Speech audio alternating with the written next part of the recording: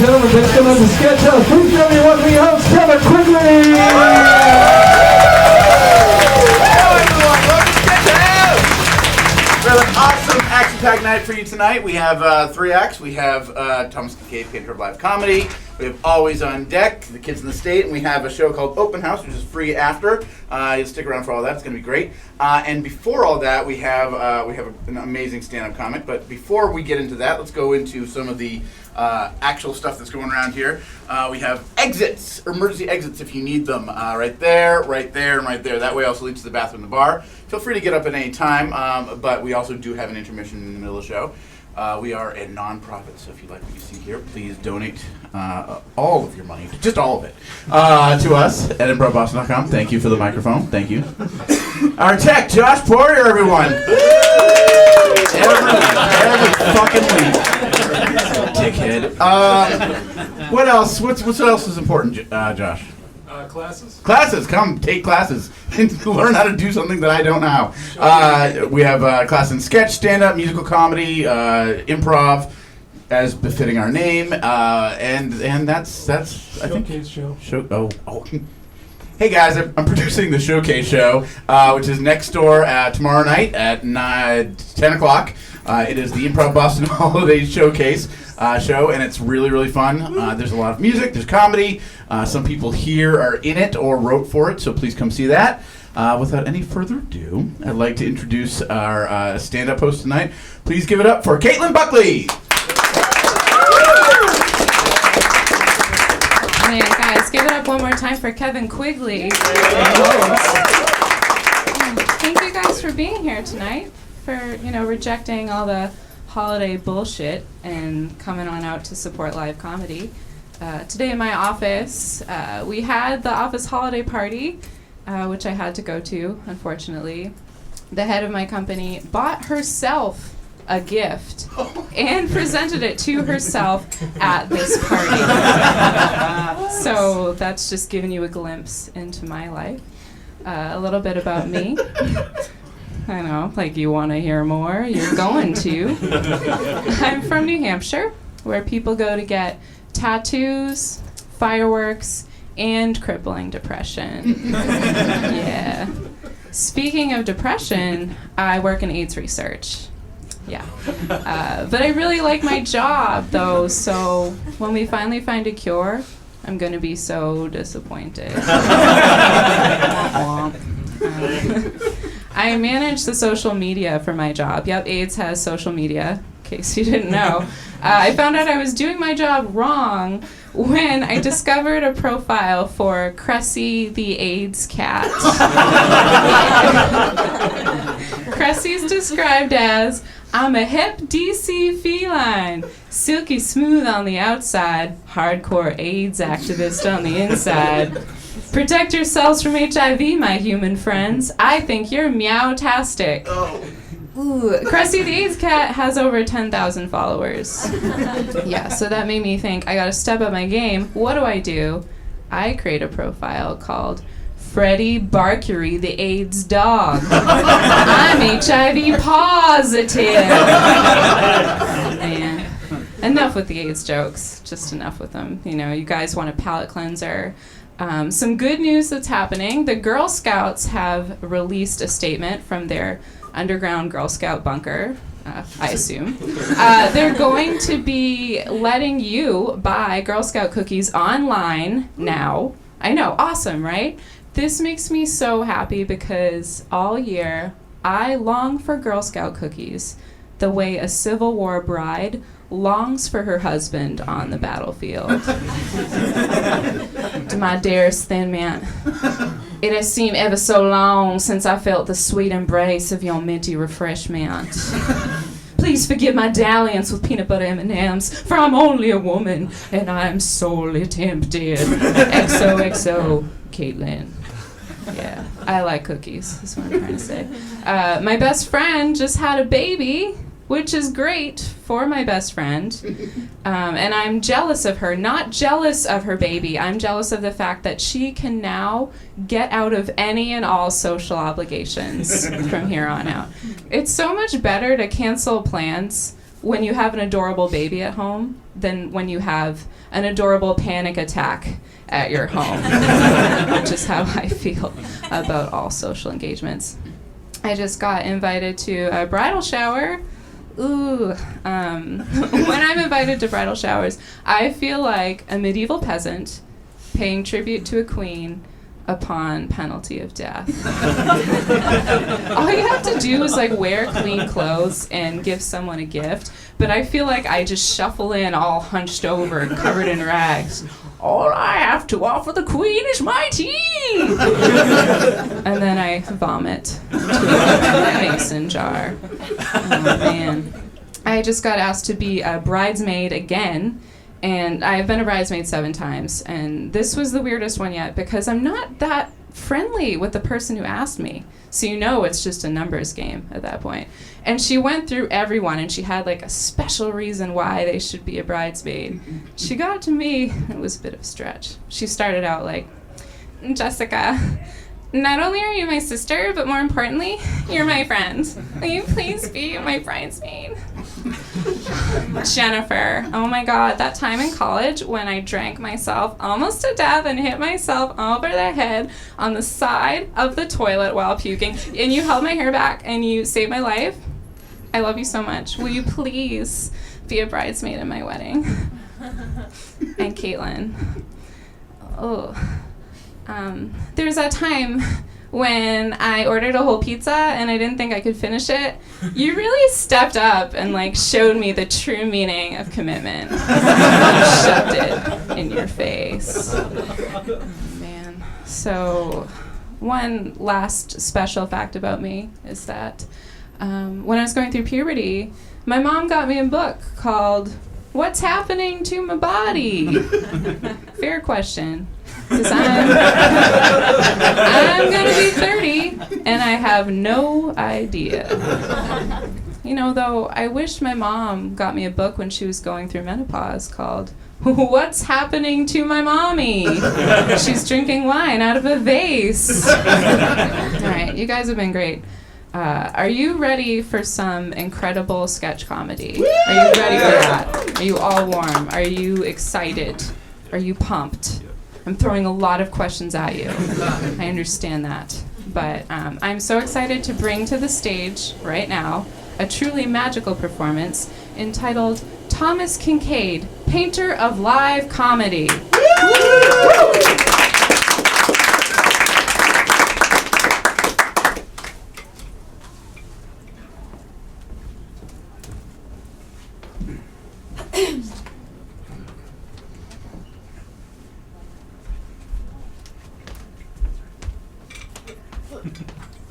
The name of Thomas Kincaid, but chances are you know his work. He is one of the top-selling artists ever. It's estimated that his paintings are in 1 out of every 20 American homes. As Aaron Moriarty shows us, Kincaid's sudden death has touched off a serious dispute over his legacy, I'll say. Yeah, I've learned a lot about his art, I have to say. Good morning. Thomas Kincaid was proud to be called the painter of light. He even trademarked the phrase.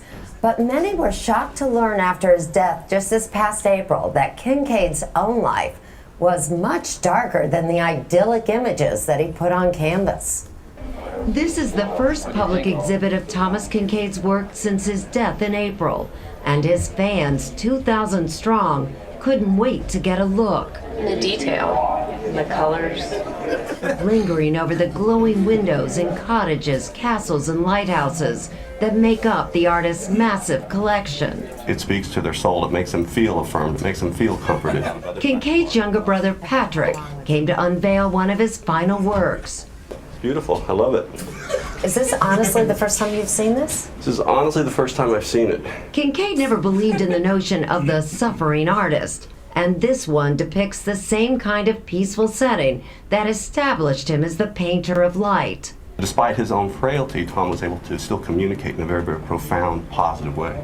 He was struggling more than this painting seems to indicate. My brother was a good person, but he struggled with his own unity. Thomas Kincaid's death at age 54 from an accidental overdose of alcohol and Valium began a series of shocking revelations. Within days, Kincaid's girlfriend, Amy Pinto, produced 2 documents she claims he wrote, giving her 2 homes, $10 million, and control over his art. The documents are known as holographic wills because they were handwritten but not notarized. They are now the focus of a bitter court battle between Pinto and Kincaid's wife, Nanette, who had separated from her husband but never divorced him.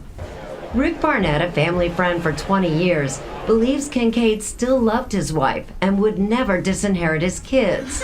In no way, shape, or form can I imagine that he would cut his family out or give consideration to someone other than his family. His 4 daughters and his wife meant the world to Tom. Kincaid's wife and children are still prominently featured in a new video tribute on Kincaid's own website. And the estate they built together is estimated to be well above $60 million.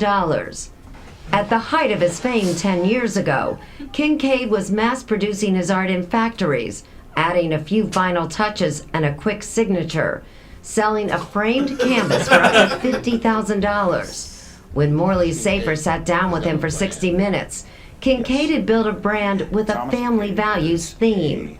We view my work and my cultural identity in a way as heir to the Walt Disney kind of tradition. But that cultural identity became tarnished by Kincaid's 2010 DUI arrest and the breakup of his marriage. Things fell apart, and when they fell apart, it seemed like they fell apart very fast. Writer Susan Orlean says the man everyone knew was acting completely out of character. Acting bizarrely in public, including urinating on a statue at Disneyland. Pinto lives at a family home near San Jose, California. And for now, she's... Hello, everybody! My name is Thomas Kincaid. Welcome to this reading of my new memoir. Just to set the stage for you, my name is Thomas Kincaid. It is the 2012 as the year. I like to say the year at the beginning of any of my public appearances. Because I know, like, sometimes when you're unlocking your phone, you think of it as a time machine, but it's not. So it is 2012. My name is Thomas Kincaid. Welcome to the show.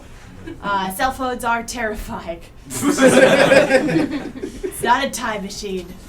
That's just a way of being tracked by the government. I've come to read to you an excerpt of my new memoir called Timmy Kinklebottom, a fucked up goon who cannot pay his mortgage. This was one of the many working titles that I worked with. I changed it once to Thomas Kincaid 2012. The best year of his life where nothing bad will happen.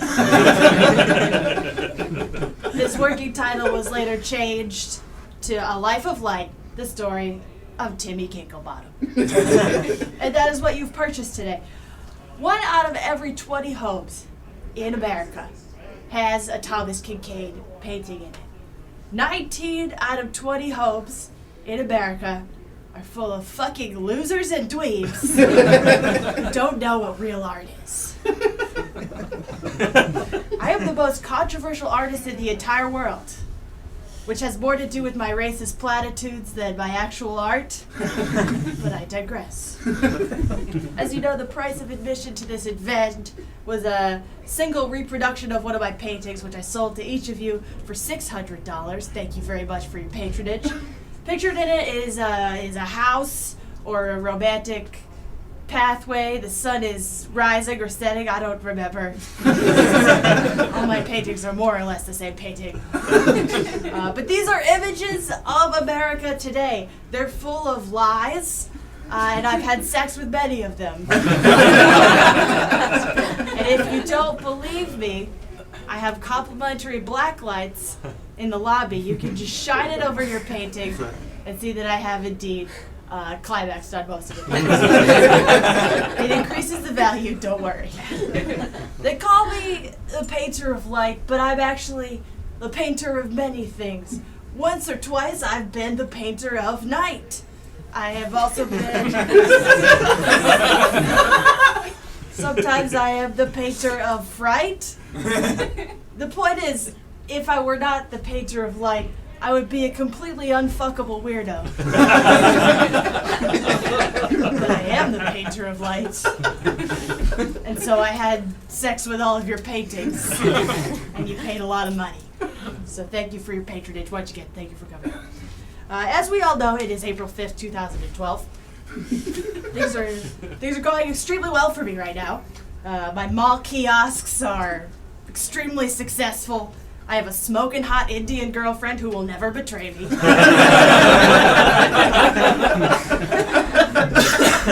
I recently got to jerk off at a lighthouse as research. That's good. I like to say that my work is similar to that of Walt Disney in that it's very insensitive to Jewish people. And that's why I sort of began writing this memoir, to let you know what I'm feeling on the inside. When I began this memoir in 2010, I had just gotten my first DUI, which stands for driving under the influence of Jesus Christ our Savior. And Jesus Christ told me, Thomas, it's okay if you hit that teenager on that bicycle. In fact, I encourage you to do so. And so I followed the Lord's instructions. I hit that teenager on that bike. Though this is not an argument that worked for me in court. It is an argument that I have tattooed across my back and will have written on my tombstone. Although, of course, I will not die for a very long time. In fact, I'm not sure I'll die ever. I may live forever. Without further ado, I would now like to blow your mind out of your assholes respectfully with a reading from my new book, which, full disclosure, I did outsource the writing of it to my brother Patrick, who's this fucked up loser. He's an English major who will forever live in my shadow, and he saw me lose my virginity, and I love him. So here's my reading. Okay. I was born and raised in Placerville, California, where my father died when I was a child. At the time, I remember thinking, what a fucking loser. Who would die before age 60? It would take a true fuck-up to die before age 60. And it was that day that I decided I would live forever. Just a reminder, it is April 5th, 2012. And I will die tomorrow. When you enter a Thomas Kincaid mall store, you'll often hear the paraphrased story of my life. The story of a young man left to be the man of the house at a very young age, becoming fascinated with paint and strangely unbothered when he was certain his brother Patrick was watching him lose his virginity to that comely female truck driver. These mall stores are usually owned by middle-aged women who have recently found God and hope to rob innocents of their disposable income. I love these women. There are, however, details of my youth that you may not know. Yes, it is true that I was left to be the man of the house when I was a young boy, and it is true that I became fascinated with light. But this was not my first passion. In an earlier draft of my book, which the working title then was Thomas Kincaid, the Inverted Adolf Hitler, I discussed my boyhood desires to be a masterful dictator and then later becoming an extremely successful painter.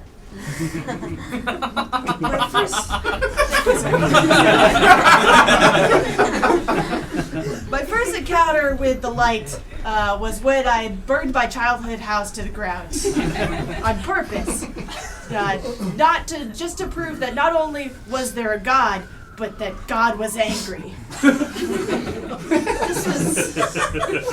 I use this inspiration later in my paintings, where light emits from homes in ways that would not be possible unless they had been lit on fire from the inside. Just like that same hateful God set them aflame.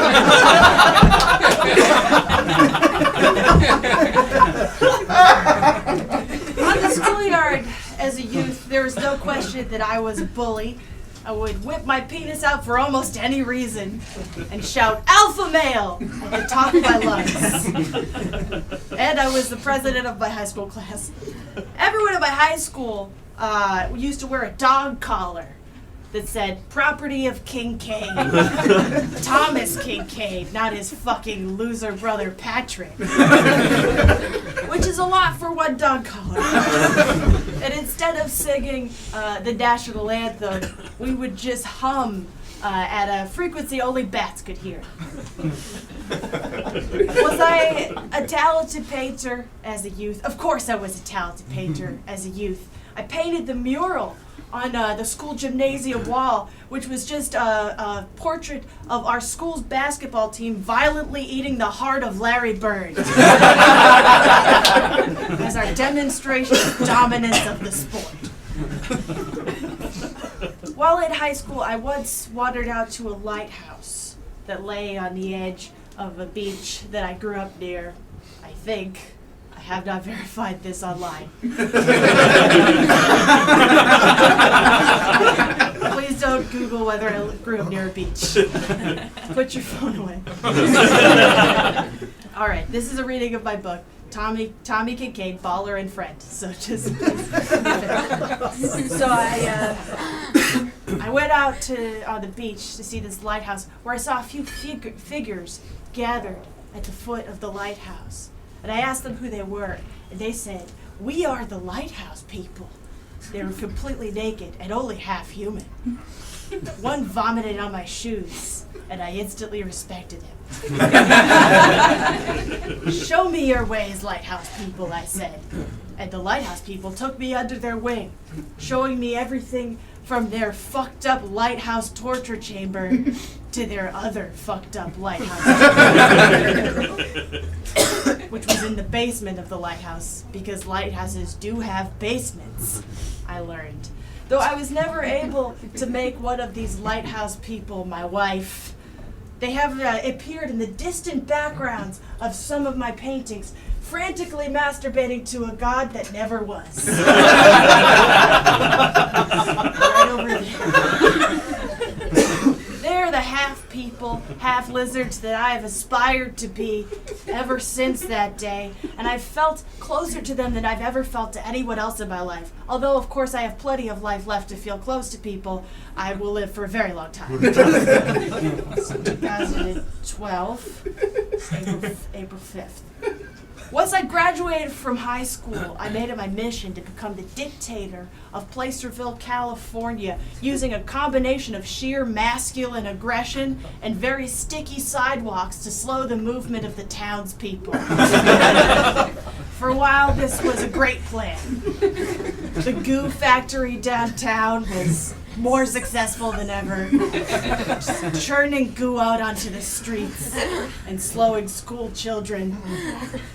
And although I was a horrific dictator, I did make the Tooth Fairy a government salaried job. I was amazing. I made Hoop Dreams the only available movie in the entire city. However, even perfect, beautiful thing had to come to an end. The townspeople became enraged with the deep, romantic, and racial themes presented in Hoop Dreams, and eventually overtook my throne, which I built of the baby teeth that the Tooth Fairy had collected as part of her government job. I was thrown out of Placerville, California, from that day forth, where the people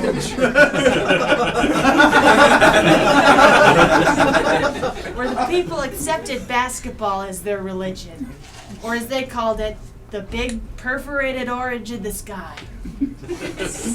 I left with my stupid fucking brother Patrick, who still had vivid nightmares about me losing my virginity. Although, as I remember it, I did an excellent job. I had no choice at this point but to return to the only other trade I knew, which was painting beautiful things. My early paintings, which are now worth billions and billions of dollars, are mostly crude depictions of 1980s sitcom characters eating garbage. And while they were successful amongst teens, I felt unfulfilled and quickly grew tired of shouting loudly at my brother Patrick in public, although it was hilarious. I missed the lighthouse people. And I missed their fucked up torture chamber. Of course, more than anything else, I missed my mother, who had abandoned Patrick and myself in pursuit of becoming Celine Dion, which she eventually did. Of course, this artistic slump was all the change when I met my wife.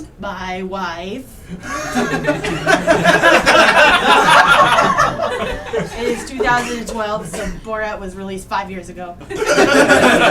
My wife, Nanette Kincaid, who made my life really great until she fucked it up by accurately pegging me as a malevolent alcoholic with no remorse. I fell in love with Nanette instantly, and not just because she appeared very insecure. I saw in her a weak spirit that was begging to be manipulated by a sociopath. And I was happy to oblige. We were married unofficially by a drifter in the street who said his name was Atticus Finch. We did not realize this was a literary reference because we are both objectively complete idiots. Nanette longed for a life unfettered by the complications of our world. She liked cottages and curious deer and tiny rainbows and mist everywhere and other boring fantasies that white women have. When we made love one night, she shouted, "Lighthouse!" And instead of being startled, I realized that this was my calling. And I decided what my new artistic path would be. I was going to paint boring, contrived garbage that would look great on a puzzle. The idea was a hit. I instantly became the talk of the town, printing images of light onto coasters and sweatshirts and for a few months teacup pigs, though that turned out to be pretty dangerous. We had to stop. Eventually, people took up the call and began to open their own subsidiaries of Thomas Kincaid, Painter of Light, making a ton of money and giving most of it to me, which was awesome. For holiday bonuses, I would send business owners a picture of my penis just emitting light. They loved it. I was a millionaire, and my wife Nanette had 4 beautiful Aryan children, and I named all of them Christian. To avoid confusion between the children, I nicknamed each of them various profanities. For instance, here's a conversation I had with one of my daughters. "Shit boat!" I would yell to my oldest daughter. frantically painting additional zeros onto my own checks. Yes, Papa, she would ask, her eyes glowing. Our children were not like the other children. They were wealthy, expensive-looking children who had been conceived on a radioactive beach. Nanette and I had mistaken this radioactive beach for an alien planet when we got too fucked up on goofies. Amazingly, we made this mistake 4 separate times. And all of our children had glowing green skin. Shitboat, who am I? I would ask. You are Thomas Kincaid, the painter of light, she would say, with fear and reverence. And who are you? I would ask her. I am Christian Shitboat Kincaid, she would say, the child of the painter of light and the emitter of a dangerous light. And who is Uncle Patrick? Uncle Patrick is a fucked up loser, she would respond, and we would laugh and laugh.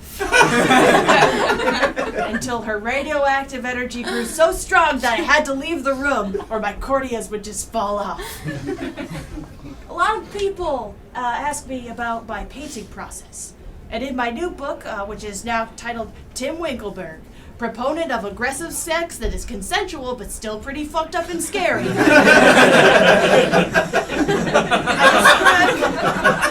I describe my painting process in excruciating detail, and for some reason, in an extremely large font. So, without further ado, here is my process. So, first, imagine the finished product of a Thomas Kincaid painting. It is a lighthouse on a quiet bay, or a cottage with a thatched roof and a dead body buried underneath it, but I'll never tell whose body. Did you know that you can burn bones so bad that there's no DNA? I know. And then there's a squirrel or something on the side. And of course there is also light. Next, I begin with the canvas. First, I touch this canvas with my fingertips, then with my tongue and face, and finally with my youngest child. It is important to use the youngest child because she is not actually mine. Nanette, you fucking betrayed me. Next.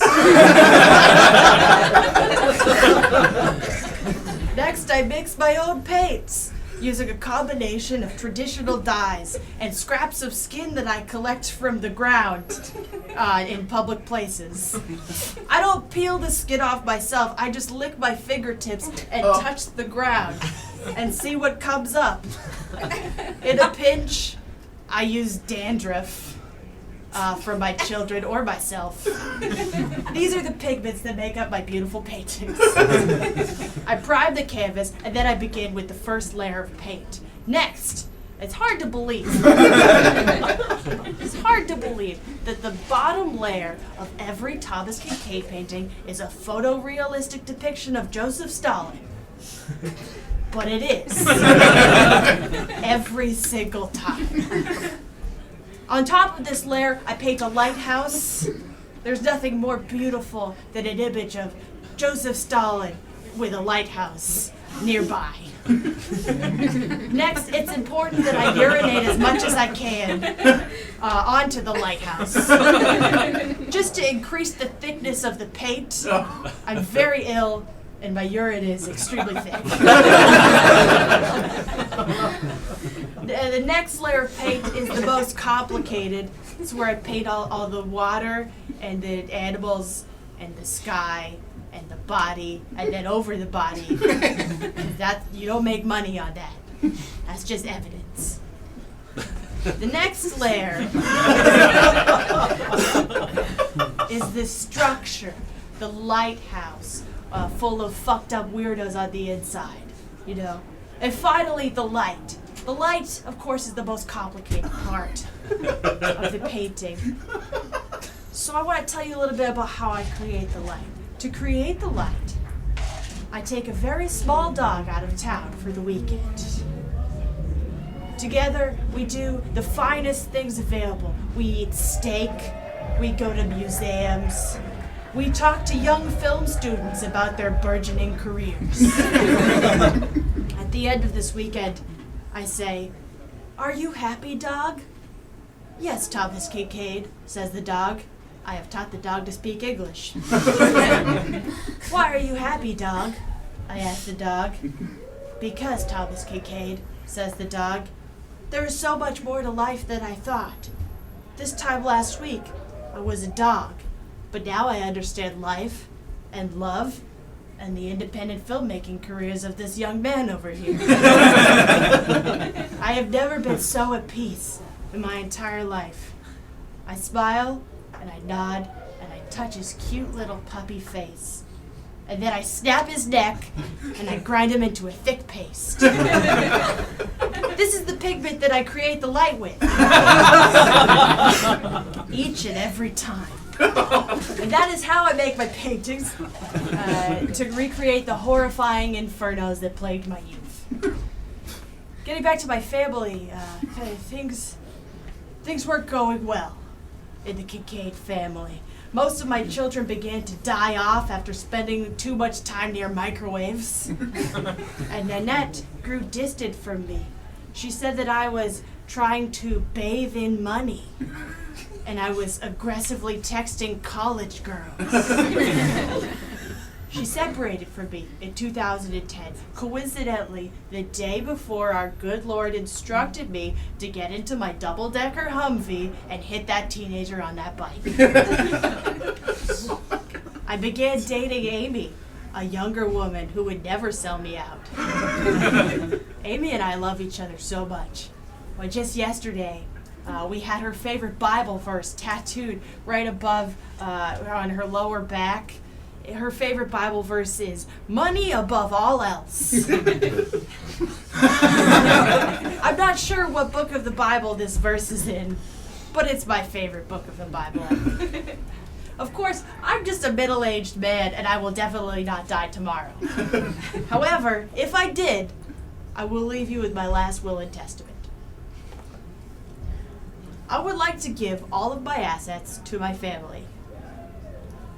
By my family, I mean my adopted family, the group of degenerates who lived in that lighthouse, who were barely human and taught me how to make love in a way that is definitely illegal. Thank you. I've been Thomas Kincaid, and that was a reading of my new memoir, I'm Going to Live Forever, and if you tell me I won't, so help me, I'll turn this car around and you'll never see me again.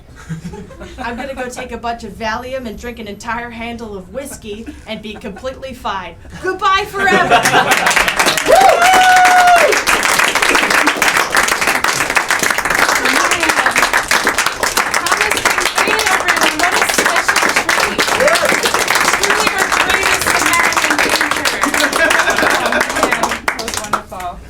Take a brief 5-minute intermission, so please feel free to grab a beer, grab a snack, and come on back for the headlining act. Woo! Yeah.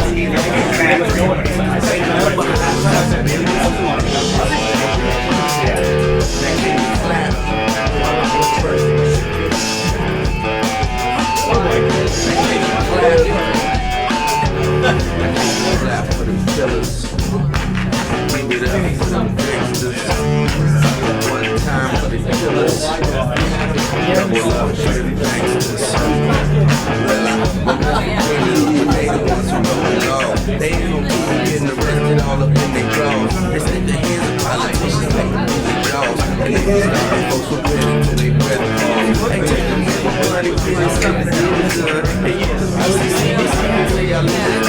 Facts and photograph and give you a son. No, it's just a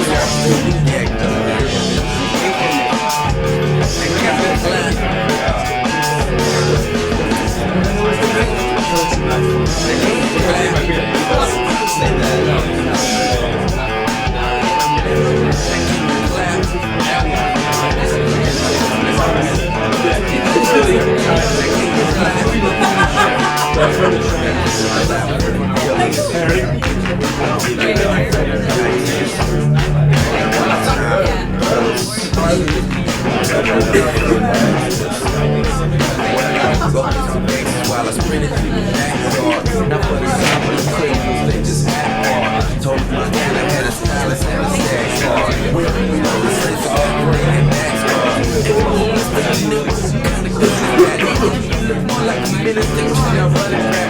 They say my foot's gonna say some got up in the running scratch. Long as it's listening, I'm listening to real man back. Killers. Give it up.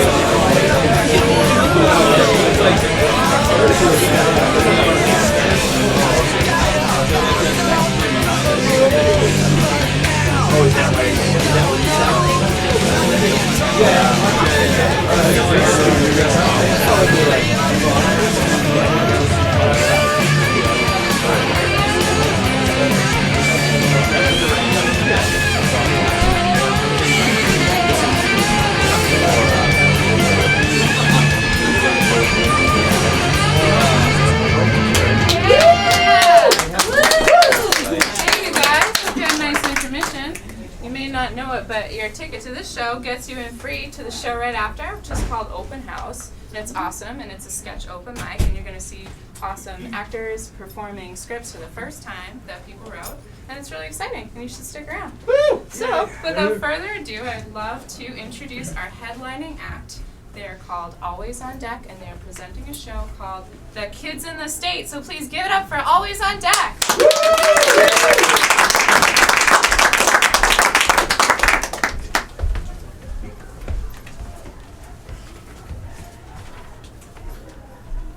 Attention, hot maggots!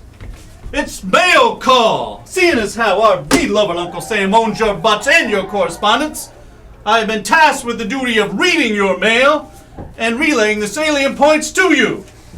Company, march! Maggot Williams. Sir, yes, sir. From the infirmary, open wide. You brought your butt to boot camp. I brought my butt to boot camp. But your butt found it cold and damp. My butt found it cold and damp. Now you need $10 cash. Now I need $10 cash. The ointment's ready for your rash. The ointment's ready for my rash. Sir, whatever happened to doctor-patient confidentiality? Yeah, not in my army. Best of luck with those tender cheeks, Maggot Williams. See, Maggot Bates. Sir, yes, sir. Let's dance. This is my rifle, this is my gun. This is my rifle, this is my gun. Publishers Clearinghouse says you won. Publishers Clearinghouse says I won. They'll send you a check real soon. They'll send me a check real soon. And I'll take it for the platoon. And they'll take it for the platoon. On behalf of the United States Armed Forces, Maggot Bates, we thank you for your generous and timely donation. Maggot Williams, you have another letter. You were truly the fly in my butt ointment today. This one's signed Kimmy. Is that your girl? Sir, yes it is, sir. And not only is she the most beautiful girl that I've ever met, but she's also the most faithful. Let's find out. I don't know, but it's been said. I don't know, but it's been said. Kimmy's tired of the empty bed. Kimmy's tired of the empty bed. That you're not there to have the sex. Since I'm not there to have the sex. She's having it with your brother Tex. She's having it with my brother. Son of a bitch, I knew I couldn't trust him. Give my regards to your brother. Family's important. Now, Maggot Carter. Sir, yes, sir. Maggot Carter, you have no correspondence. This is because you were an unloved and lonely maggot and not yet a useful killing machine for your country. Do you understand, Maggot Carter? Sir, yes, sir. Right. We get. Oh, it's Maggot Williams again. Maggot Williams, you have another letter. You are the most popular, useless sack of crap I've ever seen. Are you the belle of the ball, Maggot Williams? Sir, I don't think so, sir. It's a damn shame. I bet you're a real stunner in a taffeta gown, assuming the fabric did not aggravate your ass ouchie. Now, letter from home. March it up. I don't know, but I hear tell. I don't know, but I hear tell. Oh, Grandma, she don't feel too well. My grandma, she don't feel too well. Got pneumonia, the doctors tried. Got pneumonia, the doctors tried. To save her, but she up and died. Nana. See that coming. Well, that's pretty much. Oh, wait, we got one more thing. Oh, it's of course it's from Maggot Williams, from your sister. Sir, that's my favorite sibling. I can't take any more bad news, sir. Oh, well, that's a damn shame. She sent him cookies. Ooh, cookies. Eat up, maggots.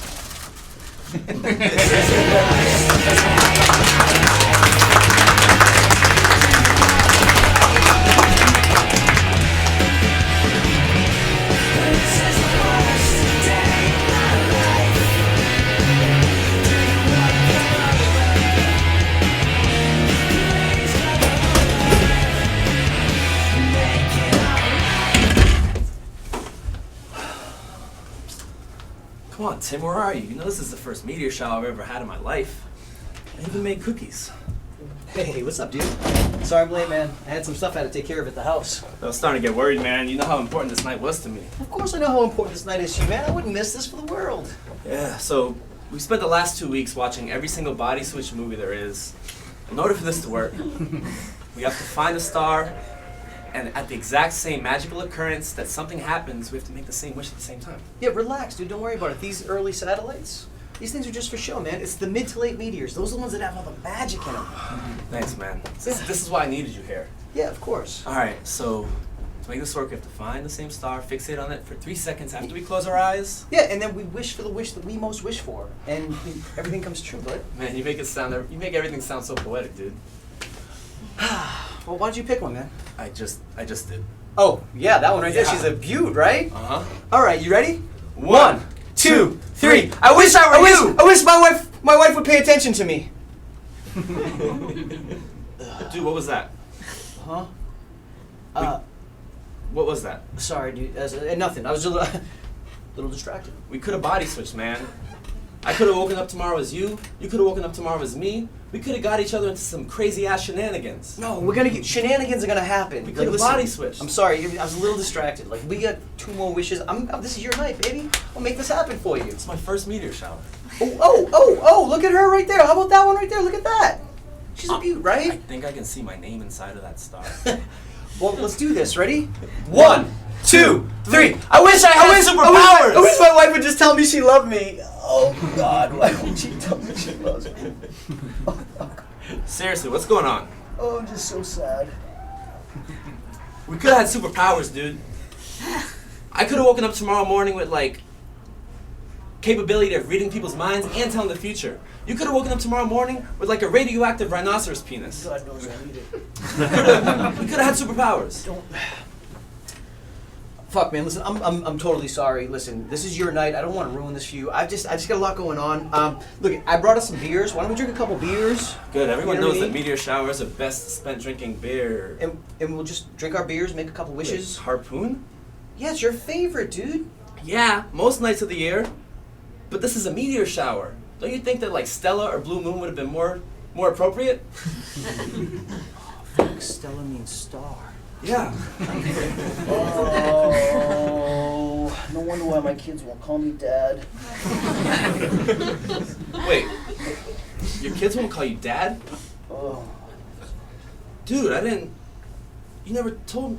Come back to me, dude, for real. Hey, meteor showers are for best friends, okay? Yeah. Let's take a sip of these inappropriately labeled for the occasion beers and make this third wish count. You know what, man? You're right, man. This is our night. This is your night, man. This is your night, dude. Meteor showers are for best friends, and you're my best friend. Fuck, I love you. Come on. 1, 2, 3. I wish my wife was killed by radioactive ninjas, and you and I can go on a mission to avenge her death together. That was the nicest wish anyone's ever wished for me. Dude, you want to go down to the stream and cross fountains? Get out of my head.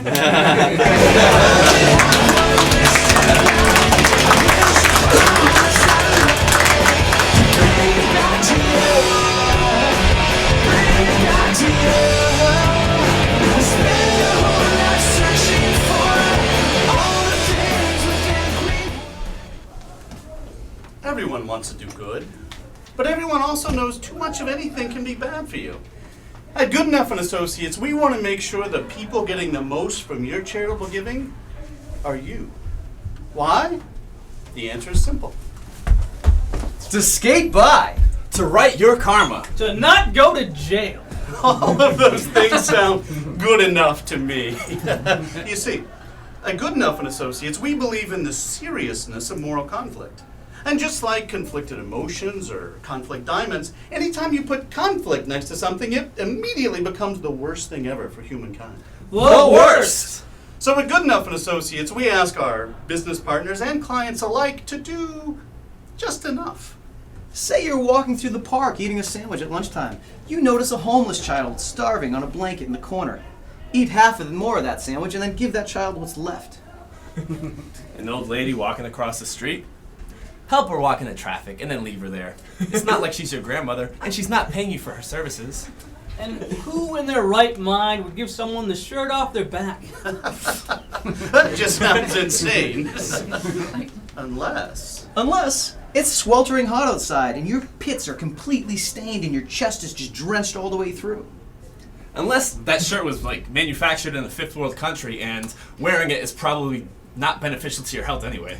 Unless it's just an old shirt and you wouldn't be caught dead in it, but who gives a shit, right? It's laundry day and it's the only thing you have to wear. Any of you guys have a roll of quarters? I need to do laundry.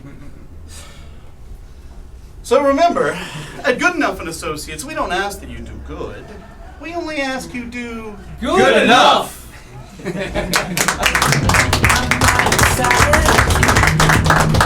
should I be? Is this the fate that half of the world is planned for me? I know I love you, and you love me. What all it all contains in your drop beat.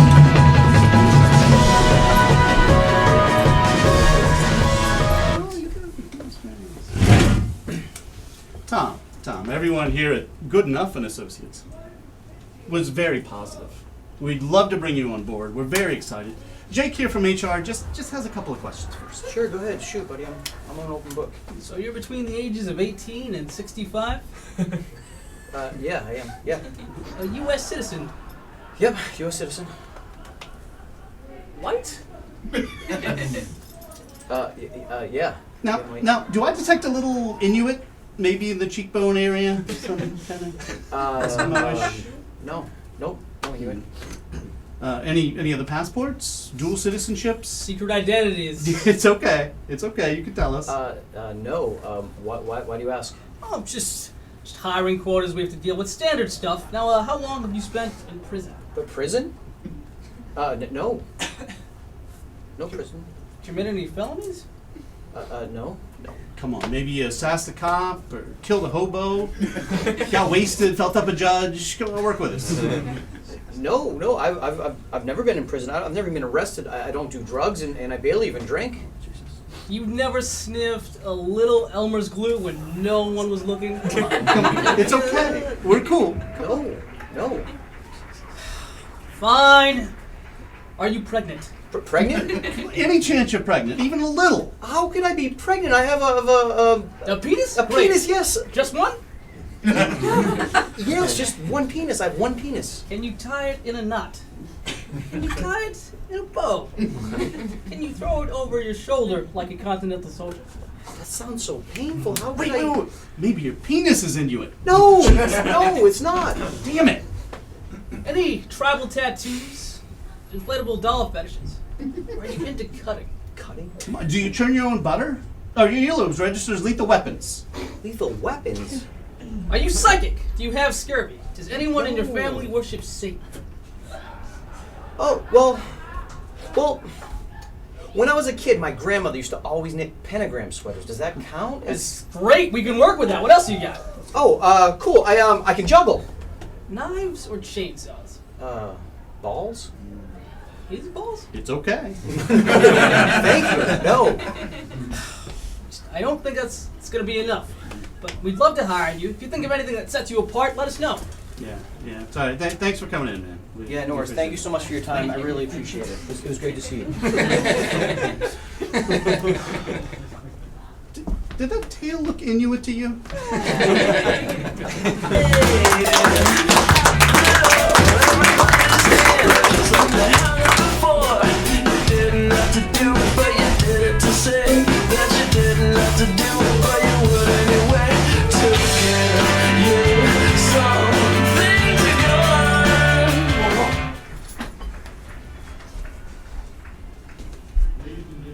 America, the only country in the world where our celebrities are so celebrated that they become our political leaders.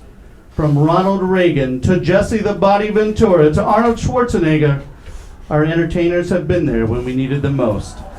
But now, in America's greatest time of need, a real American has stepped forward to lead us back to being the mega power we once were. I am a real American, fight for the rights of every man.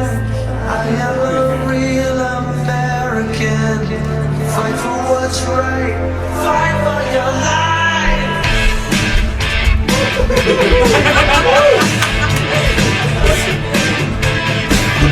When it comes crashing down and it hurts inside, you gotta take a stand, you don't have to hide. Well, you know something, brothers. 2014 has been the year of Hulkamania revived, dudes. See, the Hulkster and all of his maniacs have been running wild ever since I came home to the WWE, guys. You see, I've saved many a tag team partner in my life, dudes. From the brother of the Brutus the Barber Beefcake, to the Macho Man Randy Savage, to even the Heartbreak Kid Shawn Michaels, dudes. But now, my oldest and greatest ally needs my help more than ever.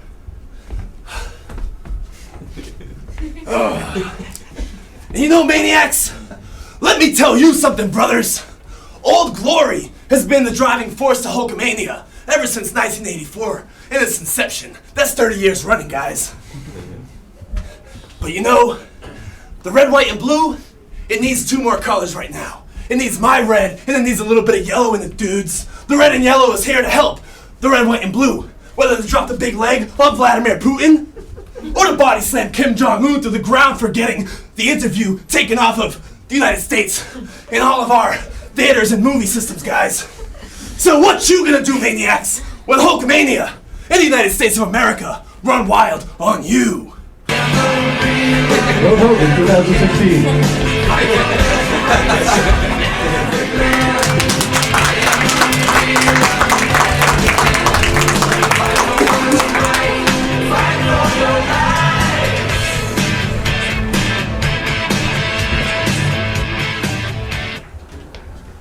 I'm BMX biker Max Dice, and I am the X Games. I'm motocross superstar Paul Stevens, and I am the X Games. I'm Alan McCluskey, and I'm like totally the X Games, bros and brosettes. Hey guys, sorry I'm late. Hi, my name's Tommy, and as the first inaugural winner of the X Games 2014 Summer Call of Duty Tournament, I'm the X Games too. Dude, what are you doing? We're shooting a commercial here. Just go, dude. Come on. Yeah, bro, chill out, man. We can just edit this shit in post, man. I was proud to perform in the 2014 Summer X Games because there's no better feeling in the world than being 20 feet in the air doing a Superman seat grab. My pride for the Summer X Games runs as deep as the pits I drive my bike over when I hit a jump and just catch some air. I've been skateboarding my entire life, and I'm like so proud to be doing it at such an extreme level. You know, I go into battle every single night, and the only times I ever lose is when some cheeser hacks the server. Dude, come on. I have broken bones, man. Fractured skulls. And suffered internal bleeding, all from performing in the sport that we love, dude. Weak sauce, brosif. I got fired from my job 2 months ago because I was up all night having a gaming session, and I didn't show up to work the next day. But that's not all. Last night, my girlfriend kicked me out of our house. Told me I can't come back anymore. I think we broke up. She doesn't want to have sexy time with me anymore because all I want to do is play Mario Kart. Princess Peach is really hot. That's kind of extreme, I guess. So remember, kids, if you're going to try these dangerous stunts at home, which you shouldn't, but if you are, remember your helmet, pads, and any other safety gear you might need. And like totally in like Tommy's case, dude, you like need to watch out for like thumb blisters or like carpal tunnel syndrome. Totally. Hey, guys, have you guys ever had a thumb blister? Those things really hurt. Dude, just stop. You're embarrassing yourself.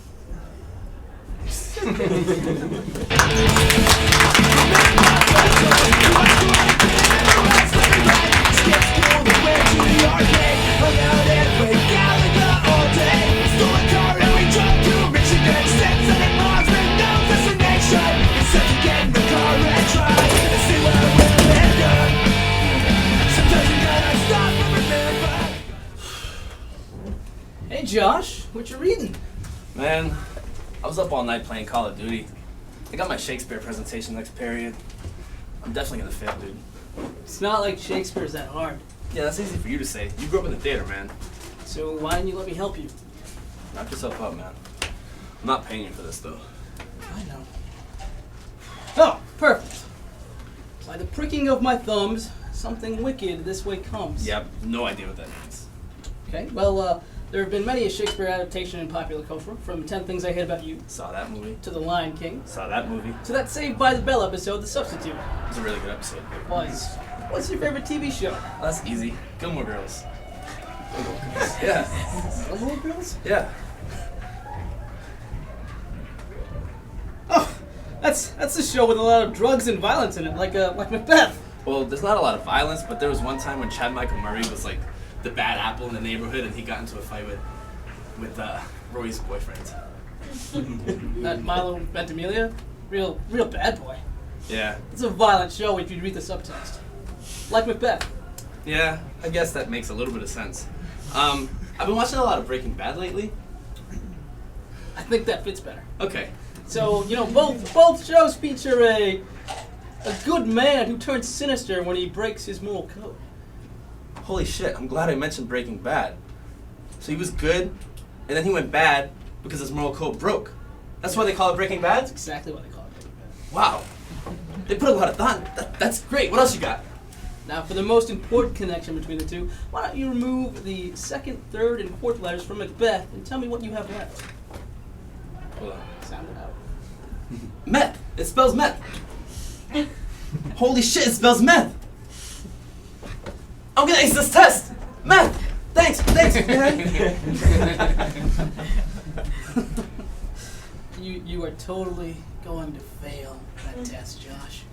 And when you do, there'll be one less idiot standing in my way of becoming class valedictorian.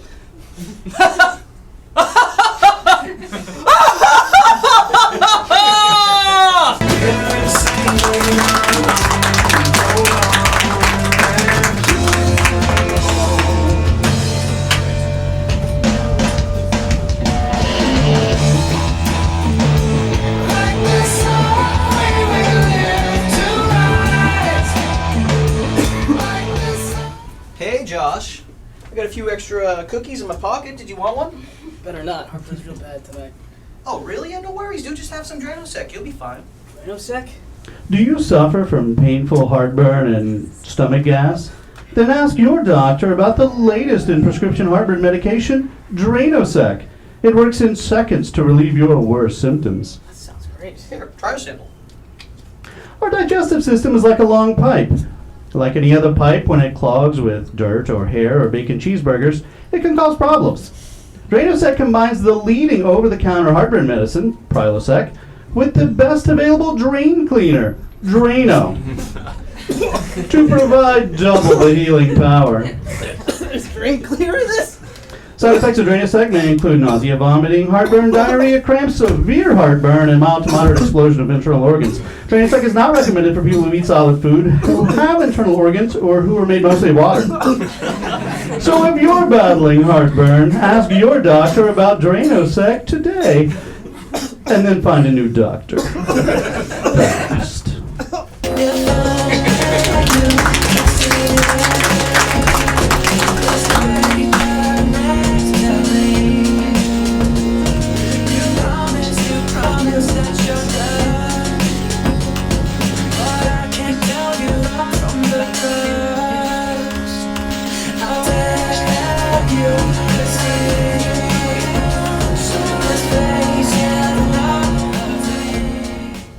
Hey, once the sausage stuff gets here, we're gonna get this party started.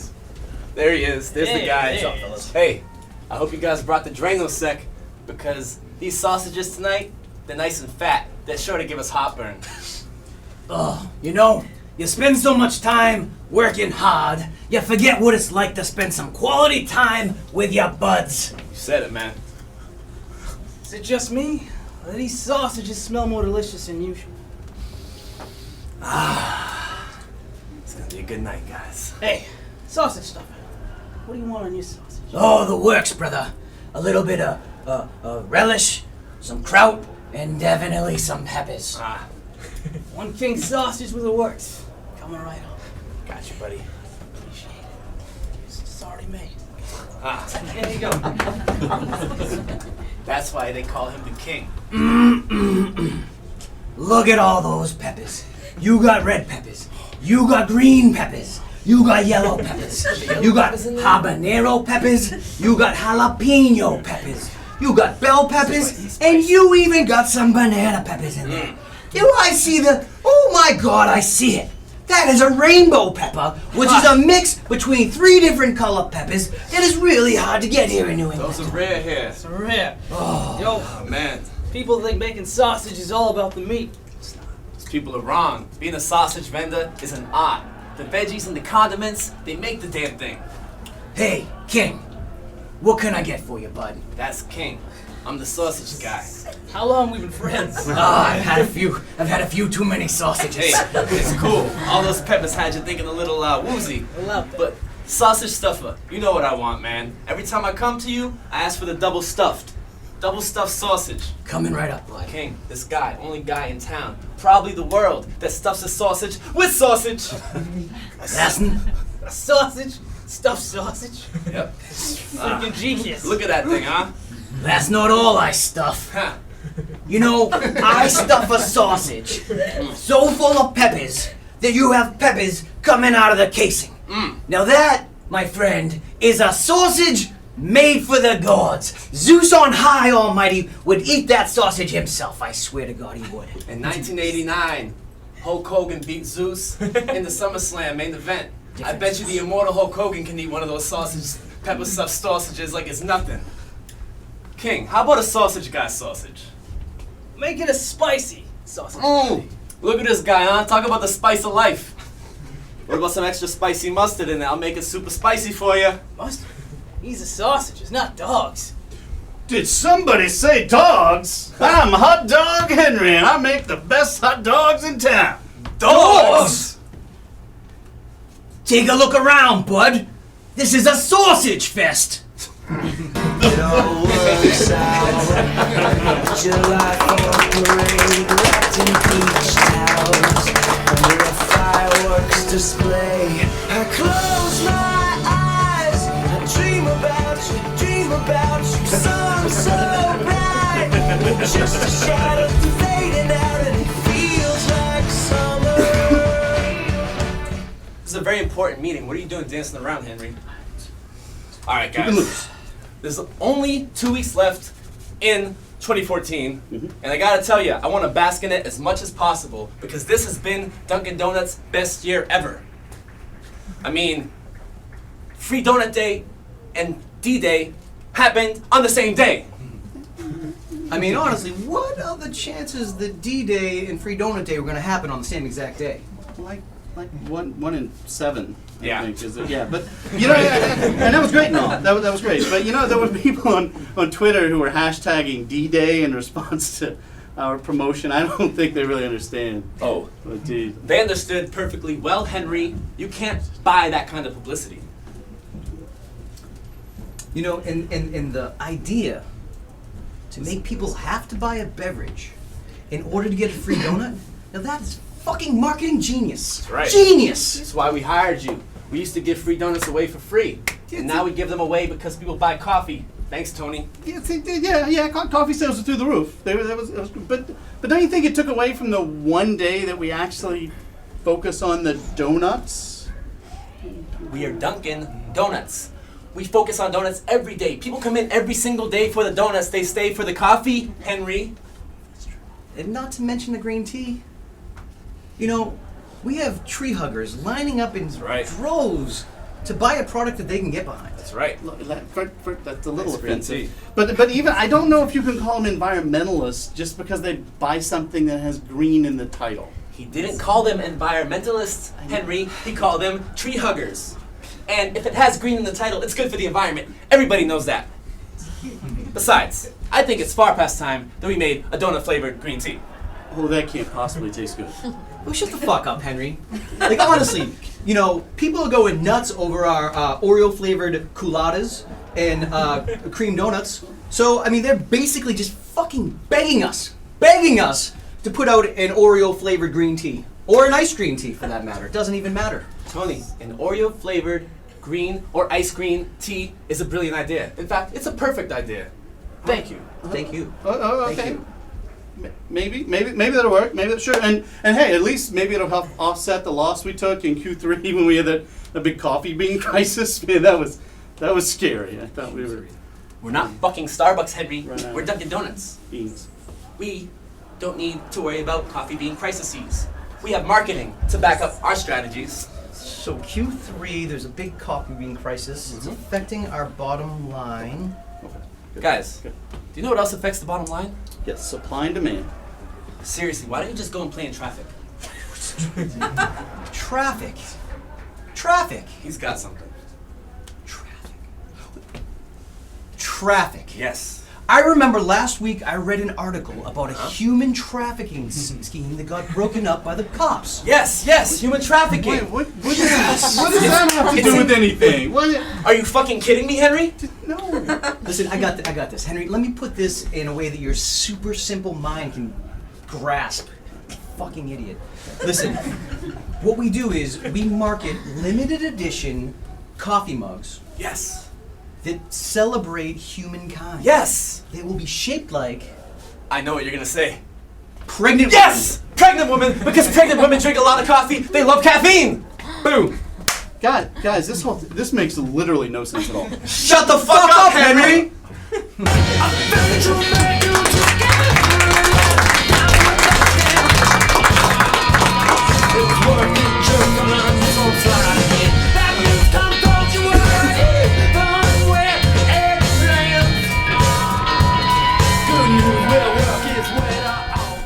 Dude, our last 3 roommate prototypes were disasters. One almost caused the end of the world. Are you sure this is a good idea? Of course I'm sure! I've been working on this all week! Say goodbye to menial tasks and say hello to the future!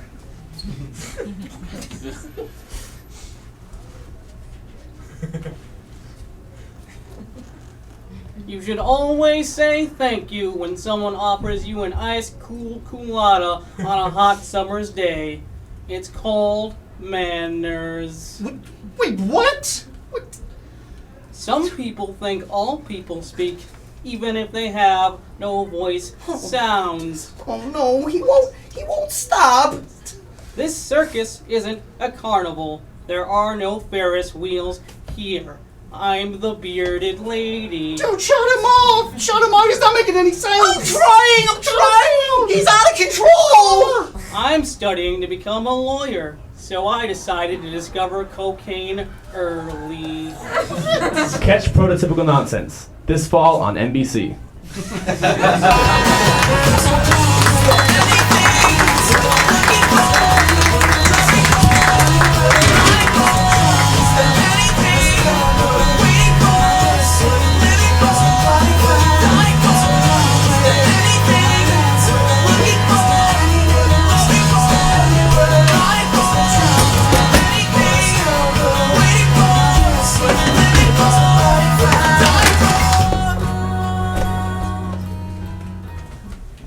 Man, things got out of control way too fast last night.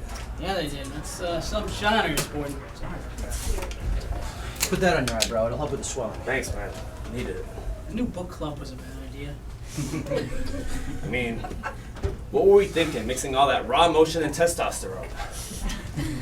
Should Bridget be with Mark Darcy? Daniel Cleaver? It's a hard choice, guys. No, it is a hard choice. You know, and having given it a little bit of thought, you know, Bridget can't go wrong with either one. They both seem like really great guys and generous lovers. Astute point. Totally disagree. Cleaver, all along for her. Fucking kidding me, this again, dude? Hugh Grant is the fucking man. Have you not seen Love Actually? Love Actually is my favorite movie of all time. Yeah? And we're not talking about Love Actually, we're talking about Bridget Jones, the novel, not the movie! Guys, Same actor, Colin Firth was in it too! Guys, can we just take 5, please? How's that for 5, huh? Fucker. Fucking douche. What are you doing? This! Done that years ago. I think you broke my glasses, you fucking dick. Guys, from here on out, no more love triangles, no more English literature / romantic comedies. Things get out of hand. We according to official book club rules, man, we can't change the reading list by any way, shape, or form. We have to do the next book. What's on next month's agenda? Next month's series is Are we finally reading the novelization to Love Actually that the movie was inspired by? No, it's The Hunger Games. Dude, things can get out of hand if we read The Hunger Games. Have you seen us? Oh, fuck. Let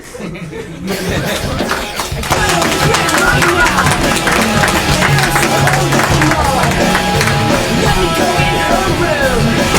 I wanna take off her clothes. Show me the way to bed. Show me the way you move. What you sense your blood. I love all the things you do. Hey, so after we finish these brews, you want to head over to Polly's Pub? Trivia night. It's going to be a fun time. I can't. My kid's got a dance recital in an hour. Yeah. Hey, you in for the All Time Low concert this weekend? Man, I heard the new album's pretty sweet, but I got a date night with the wife that night. Hey, what's up, guys? How you doing? Hey. Hey, listen, I got a couple tickets to the Celtics this weekend. Yeah. You guys want to go? Knicks are in town. It's gonna be fucking great. What night? Saturday night. I can't. We're going apple picking early Sunday morning. I know. My little Stephanie, she's going to have all of her stuffed animal friends come over for a tea party Saturday evening. I promised her I'd photograph.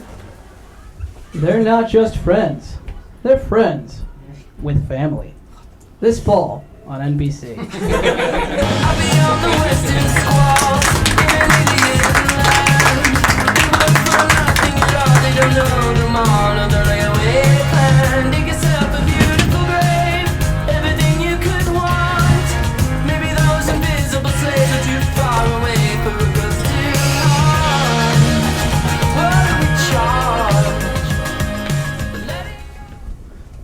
So last Christmas, there I was at JFK Airport waiting to fly home, right? I just checked my bags, and I turn around, and who do I see but Bill fucking Murray? No way. Right? And I'm like, I'm a huge fan, and I'm thinking to myself, I'm like, I remember hearing stories about people walking up to Bill Murray and asking him, hey, Bill, do you have a Mentos? And him reaching in his pocket and him giving them whatever he has in his pockets. So I say to myself, fuck it. Nobody's going to believe me anyways. Right? So I walk up to him and I say, hey, Bill, what's up, buddy? Do you happen to have a Mentos for me? You called him buddy. I did. I called him Bill Murray, my buddy.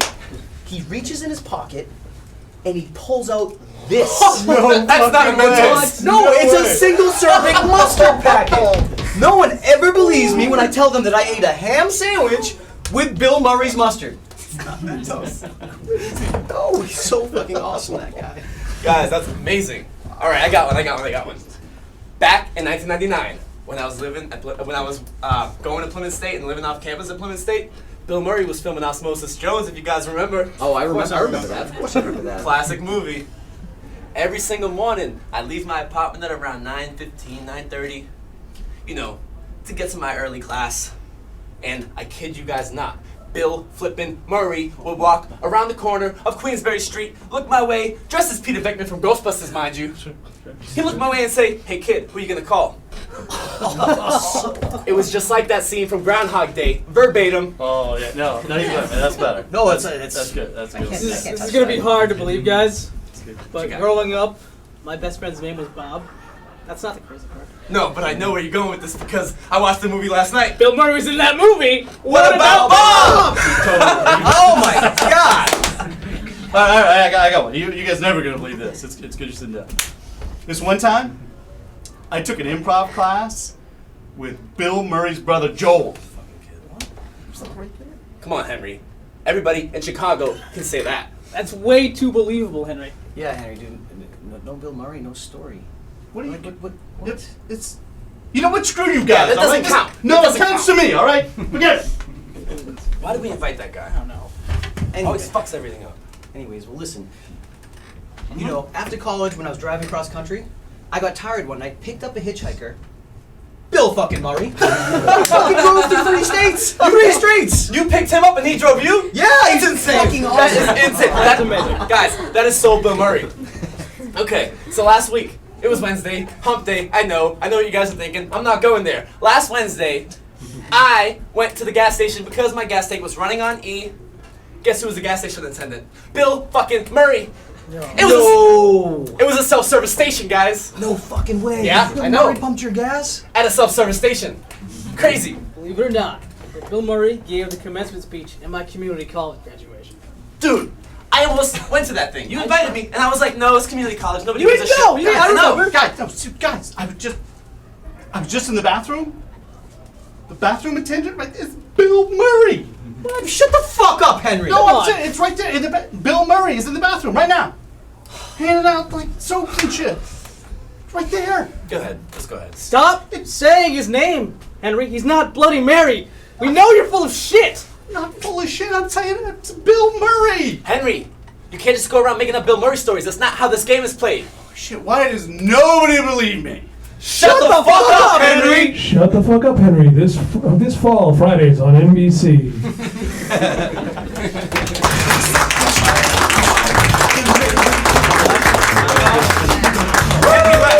Guys, that was our show.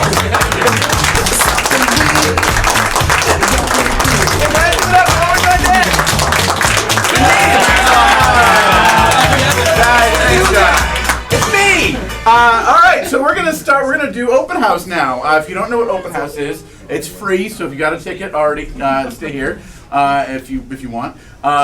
It's a sketch open mic, so people have come with their sketches and they printed them out and they're gonna perform on stage. If you want to act in it, we have a sign-up sheet and everything. So we're gonna take 2 minutes right now to clear the stage a little bit, and then we're gonna start open house. So stick around and you'll see some really fun stuff.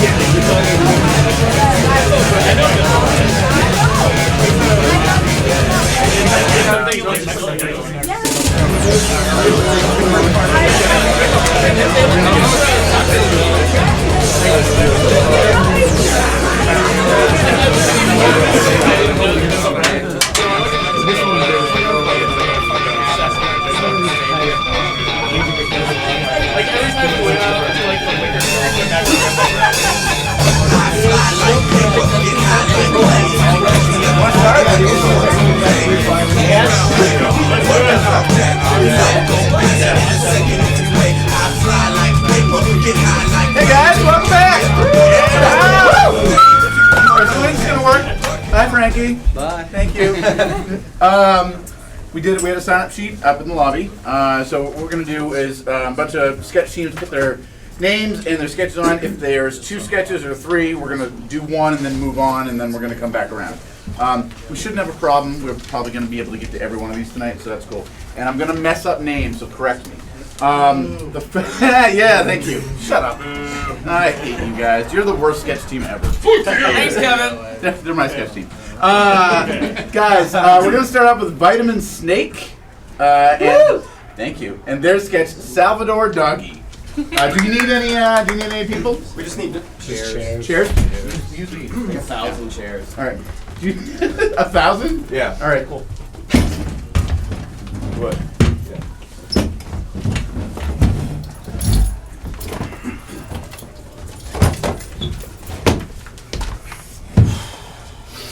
Okay, fellas.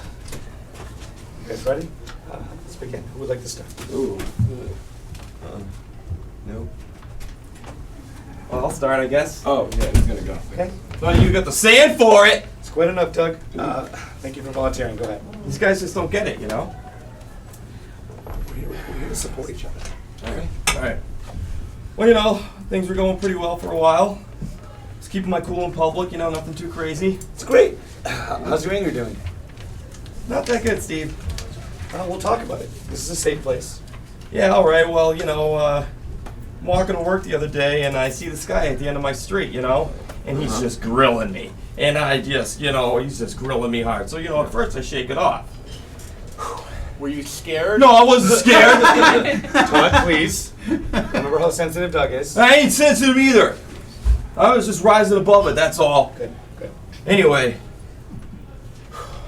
Well, I get about 10 feet from this guy, right? And he's just still grilling me, all right? Yeah. So I say, hey, you, come on. Yeah. You son of a Gentlemen, please. Okay? Remember your training. Sorry, Steve. Okay, you're better than this.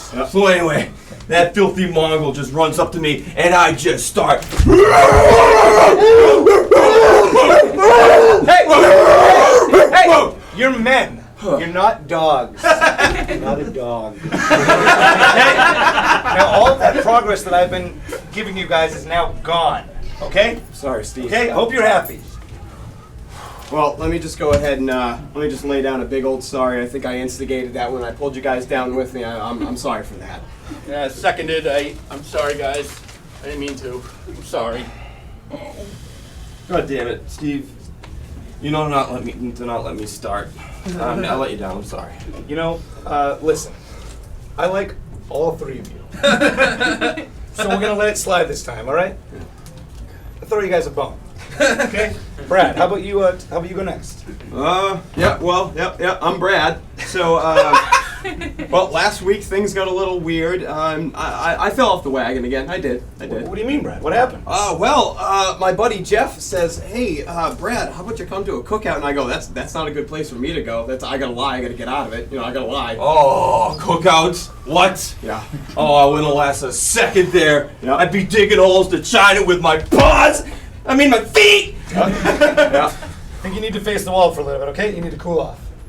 Yeah, you know what, Steve? When you're right, you're right. I'm gonna grab some wall. You were saying, Brad?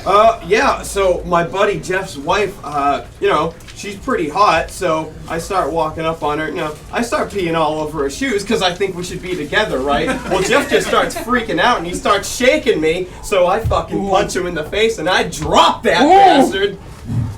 Oh, what? Jeff looks at me and I said, "She is mine now. He is on her feet. We're going with this."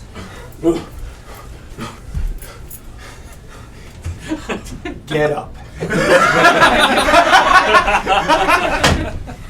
That bastard. She was yours. She was mine. So anyway, we're at the cookout. Peed on her. I started getting in a fight with Jeff. He grabs me by the shirt. He just starts shaking me like this, and I'm like, "You get off me, you fucking bastard!" So I lay one under his chin, and I fucking drop him again. Gentlemen, and then suppress it, please. Phil starts building up inside me. He starts throwing blind punches. He catches me under the chin, and that's when I lose it, and I just start fighting fucking everywhere!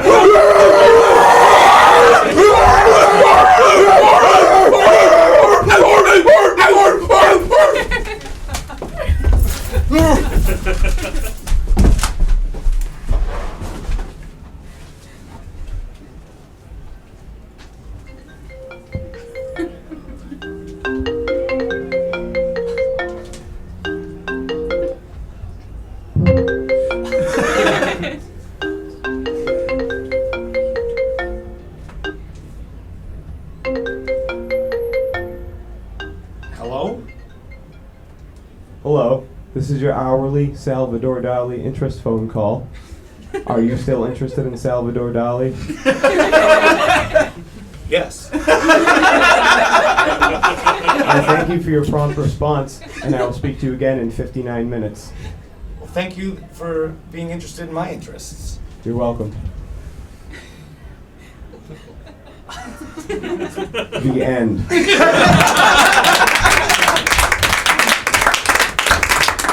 Guys, item 6 is going to appear the headline of the act next year. Come back to see them. You'll also see them later tonight in a different sketch. Guys, wow. This is my chair. There was a lot of dogs on stage. No. AWG. DAWG. You got it. We now have a brand new sketch group coming to the stage for open house. Is Brain Fox all here? Yes, sir. All right. Do you all have your sketch? Do you need any actors? No. All right. Let's get it. Brain Fox with Bingo the Singing Chimp. Signing Chimp. Signing. I can't read. I'm just like, no. Ladies and gentlemen, thank you so much for coming out tonight to our 3rd annual scientific conference on the Man and Primate Conference. which we saw in the previous sketch here. So thank you so much for being here. And now what we've all been waiting for the first time ever, I'm very proud to present Bingo, the signing chimp, who speaks sign language at a level previously unforeseen in lower apes. Over $4 million has been spent on research, the result of which we will be seeing presently. And without further ado, I'd like to introduce our chief scientist on the project. This is Professor Lorenzo Carlton. Thank you, Dr. Hoffman, for all your kind words. But the real star here is Bingo, so let's bring him out. Bingo. Oh my God. How are you feeling today, Bingo?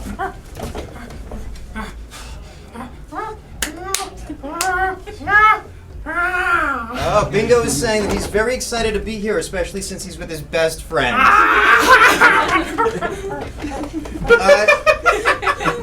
What else, Bingo? Do you need anything?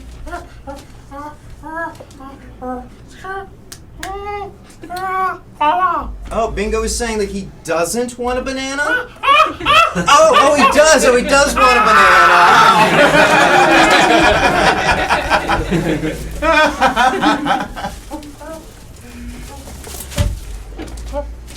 Do we have any questions? Shoot. I have a question. Go ahead. May I address Bingo? Yeah, how are you going to do that? Well, I'm fluent in sign language.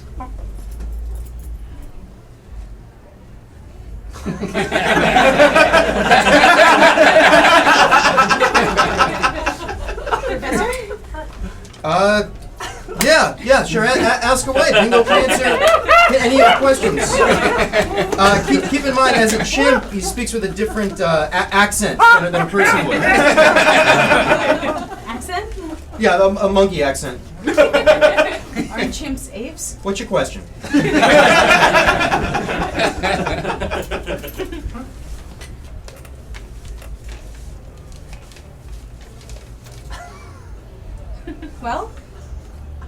Well, answer the nice scientist, Bingo.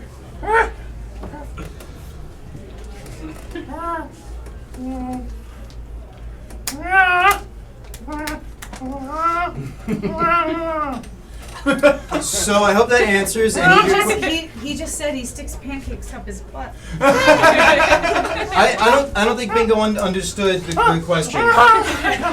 Maybe if you said it out loud at the same time, maybe that would help. Out loud, how would that help if he understands sign language? There's much about monkey brains that we don't understand. Isn't that what we're paying you for? Just ask the chip your question. Do you remember the jungle?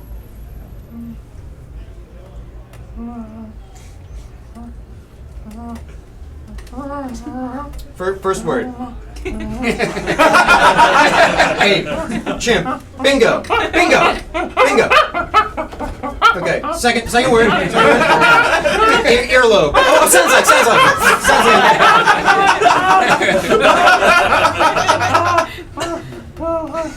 Sounds like.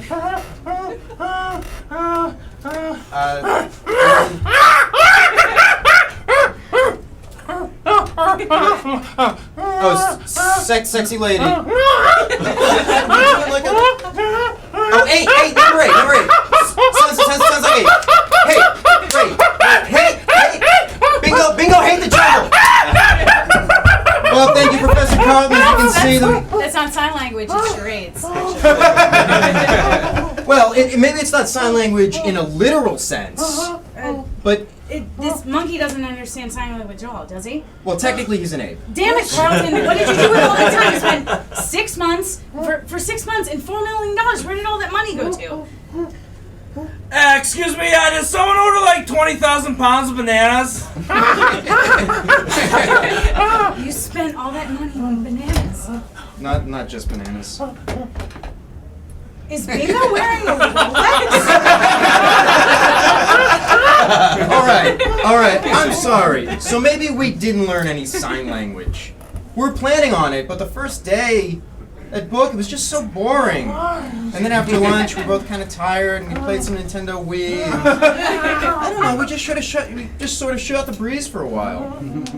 For 6 months, you guys just hung out for 6 months. Yeah, and you know what? Those were the best 6 months of my life. I love those 6 months, hanging out, playing video games, and teaching him Bingo to drive through the streets of LA. Bingo is my best friend. You took him out to drive? The point of my research, Dr. Hoffman,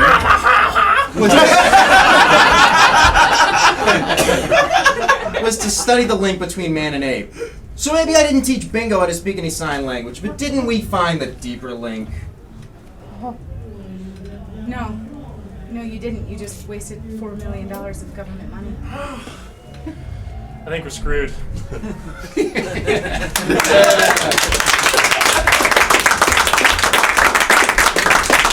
You want any bananas? $4 million right here. All right. Because there's arrows in here, I'm not sure. Kristen? Yep. Okay. Do you have a sketch team name? No. No? All right. So, Kristen, do you need any actors? I do. You do? How many? Well, I have a couple of them. All right. Couple right there. You want any folks up here, over here? Anybody? Oh, we have Eric Traeger, Chris Player, Chris Griffin, and Rami over there wanting to act. So if you want to Great. toss some. I need one other woman. Okay, Caitlin? There she is. Great. Okay, and I need a loud, who can play an asshole boss? Chris Traeger. Together? Eric Traeger, yeah. That's me. All right. Come on up, guys. You're going to sit in your seat, Caitlin. Yeah, go for it. Make it happen.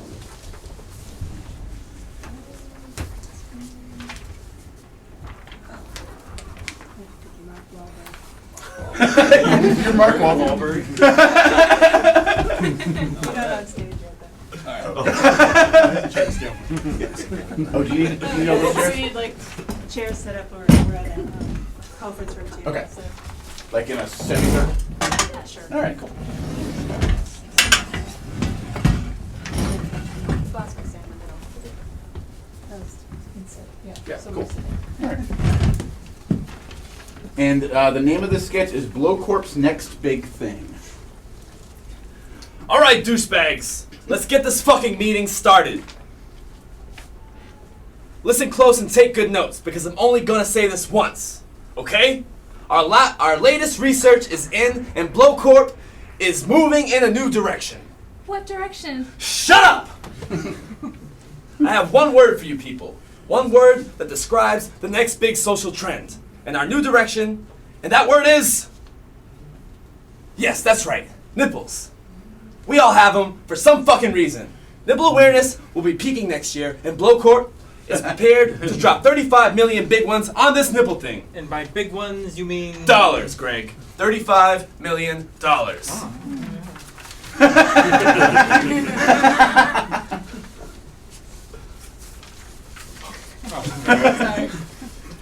Okay, shit dicks. I'm gonna leave the office to get a sausage roll. When I come back, I expect a fully developed Blowcorp nipple monetization plan. Oh, and one of you will be fired. Okay? Bye. Okay, guys, you heard Darren. Let's start spitballing. So, 30,000 foot view. What do we think of the word nipple? Mother. Boobies?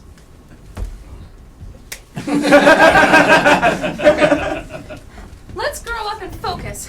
First thought, best thought. What's our branding for nipple? Go! Nippies, nip-nips. No, sorry, Chest pops. Shit button. A button. It's it's a love button. It's a tit toggle. It's a nipple. No, damn it.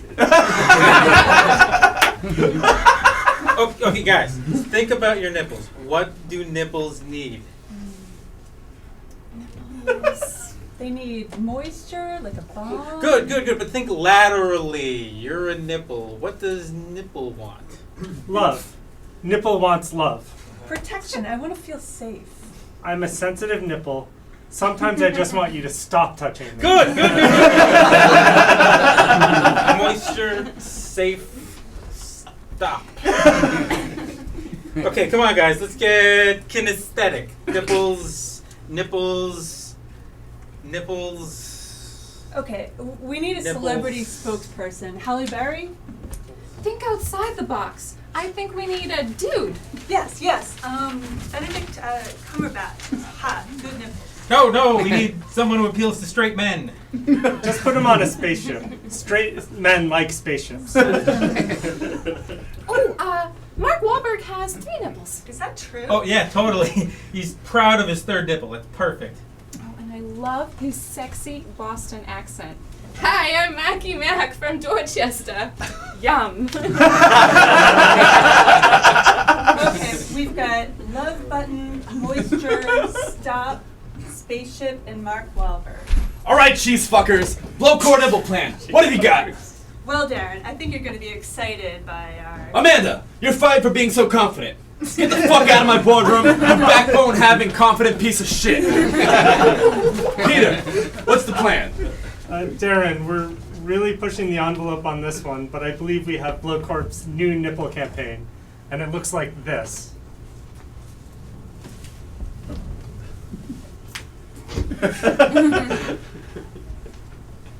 Space. Man's final frontier. But sometimes a man gets wicked lonely in space. I have my astronaut entourage, but who's gonna press my love buttons?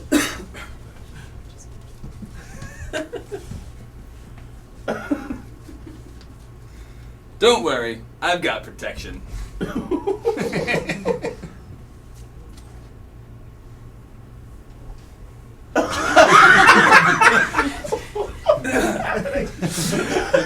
Love is one thing. I'm down with love for sure. But when you're Mark Wahlberg in space, you gotta look out for number 1.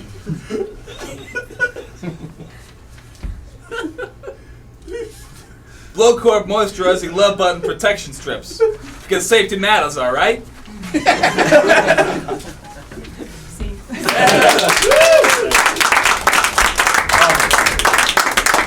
Thanks, Kristen.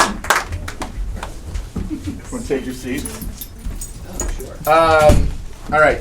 Am I saying this right? Asa, Misa. Asa Nisi Masa. Yes. Do you need actors? I do. Alright. I need 2 men. Why don't we have you and I totally have a part for you. Oh, great. Thank you. He's been watching when There you go. Come on up. A tall, handsome man. He's tall. What ridiculous. We need a here. Sure. All right. So this is. Oh God. What's your name again? Asa Nisi Masa. Asa Misi Masa with Neanderthal Dream. Okay, so you 2 are there. Brett, put the monkey costume back on. What are you doing, monkey? No, you guys are. Who's who? It's fine. You good for it? No. Thank you, Heffernan, for that fascinating commentary on the poetics of the auto commercial. Next up on Cultural Review, you are in for a rare treat. Our next guest is renowned archaeological linguist, Dr. Emmanuel Dunpickle. Welcome, Dr. Dunpickle. Thanks for having me. So, tell us what you've been up to. I've been excavating burial sites of the Homo neanderthalis in Siberia. I've made a remarkable discovery. Carved into the wall, we found roughly 24 texts that we have determined are plays. I was recently able to translate them for the first time and was astonished at what I found. Despite people's strongly negative views of the Neanderthal, it turns out to be quite an advanced species for its time. As we'll see, in some ways, it's more advanced than its human contemporaries. How so? These dramatic works demonstrate a remarkably sophisticated inner life. If you didn't know any better, you might think the characters were out of Sophocles or perhaps Ben Jonson. I understand you brought some excerpts so we can see for ourselves. Yes, your audience is in for quite a treat. I have 2 actors from the Juilliard School, Thomas and Celia. So they'll be performing 3 excerpts. The first is the famous finale scene from the comedy Og's Wedding. Oh, anything particular we should watch out for? Listen for the effervescent use of language. This was undoubtedly a master of the highest degree of rhetoric and wordplay. The loving banter between Og and Gurga may remind you of Beatrice and Benedict, or perhaps Elizabeth and Mr. Darcy. Thanks. Og's Wedding, everyone.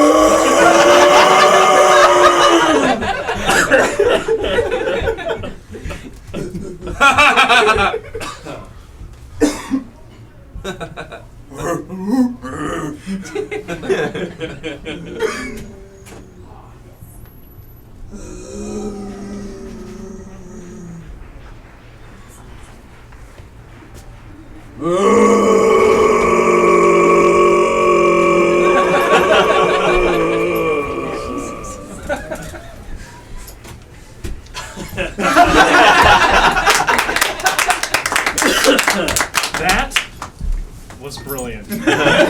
Remarkable how the playwright conveys both relief that the long struggle that kept them apart is over, but also concern for the uncertain future.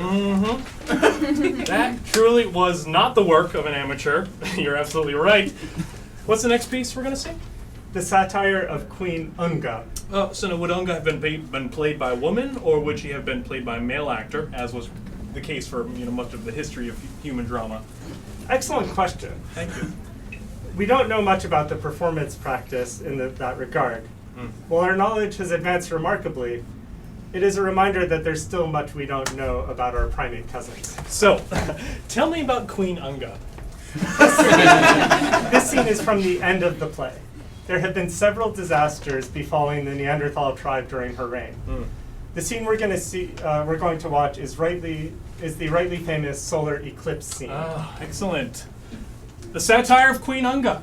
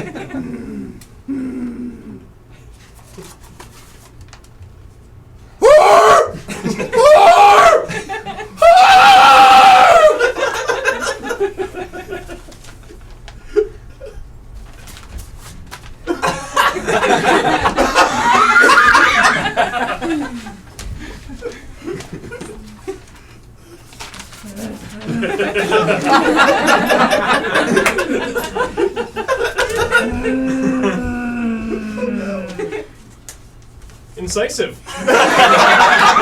Indeed. Though you must remember that it was written during the reign of Nuga, so there was a strong incentive to portray Queen Unga negatively. And of course, in retrospect, an objective reassessment shows she was responsible for neither the coldness of the climate nor the solar eclipse. Just as you wouldn't read Macbeth or Richard III in a history class, the play is best viewed as a work of fictional satire. That's a good point. But regardless, it stands on its own as dramatic work. So what's the next play we're going to see? We'll end with King Bagu's soliloquy from the eponymous tragedy. Oh, let's set it up for us. What do we do?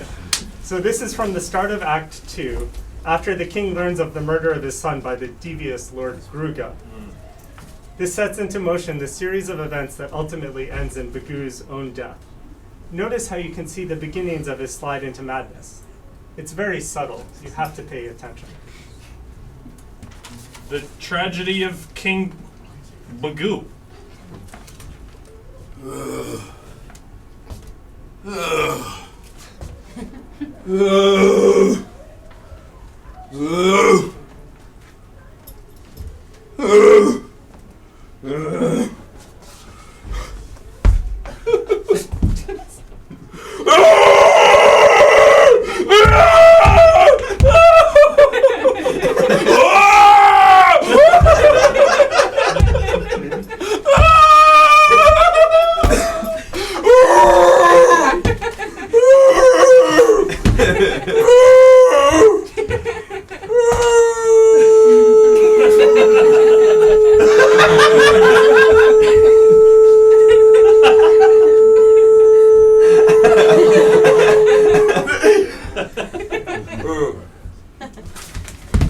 That was the transcendent.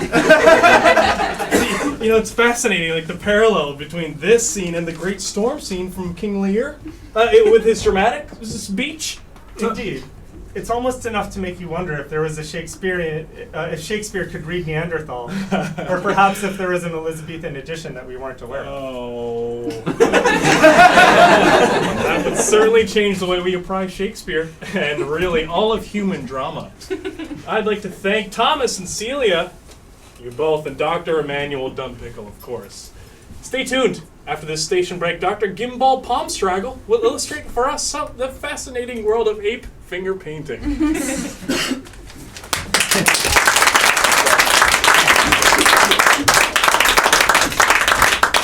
we're going to keep this moving. We are running a little bit short on time.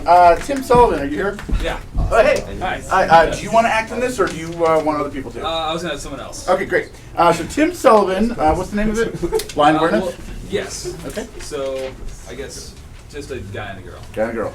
Caitlin? And Randy. There you go. There was only, I brought in 2 scripts. Yep. So this is a different one. Oh. This has more characters, so if they both look at that one. Okay. Does that work? All right, yeah, that works. I If you guys can, I didn't realize how this worked. That's all right. It's all good. So Tim Sullivan with blind awareness.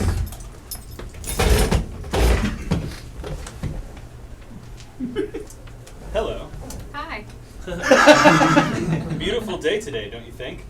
I wouldn't know. Oh. I'm blind, you insensitive prick. Oh. That sucks. Yeah. You must be able to feel the warmth of the sun on your face, no? Hear the birds singing song and frolicking in the trees. The cool breeze dancing through your hair. The moist air. Oh God! Where? Moist? Moist. You don't say moist to a woman. We hate that word. Moist. It reminds us of everything disgusting about our bodies. Human breath, runny noses, sweaty armpits, tears, saliva, milk, things that leak, secreting bowels, human skin covered in parasites, babies. Women are just walking and talking baby ovens. Do you ever use moisturizer? Because if you think about it, the entire moisturizer industry is a menacing threat to all things dry. There are a lot of dry things out there, and these people want to make them moist. They want to make everything moist. That's enough. Thank you. I'll never use that product again. I'm going to be the chalkiest girl in America. At least you won't have to see yourself in the mirror every day. Thanks.